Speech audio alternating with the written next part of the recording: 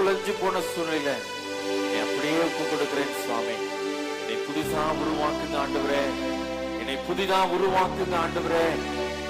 களிமண்ணா உடைய கரத்துல என்னை ஒப்பு கொடுத்திருக்கிறேன், என்னை புதுசா உருவாக்குங்க ஆண்டவரே. இது நாள் வரைக்கும் வாழ்ந்த வாழ்க்கை இல்ல, இது நாள் வரைக்கும் வாழ்ந்த பாவமான ஜீவியம் அல்ல, இது நாள் வரைக்கும் வாழ்ந்த கெட்டு போன ஆண்டவரே நாற்றம் எடுத்து போன வாழ்க்கை அல்ல.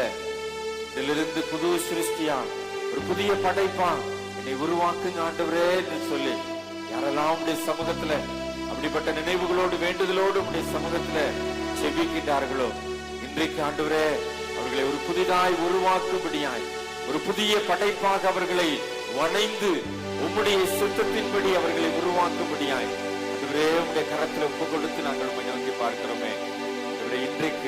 இன்றைக்கு சரீரத்தில் இருக்கின்ற பலவீனங்களை மாற்றுகின்ற ஆண்டவர், ஆண்டவரே சரீரத்தில்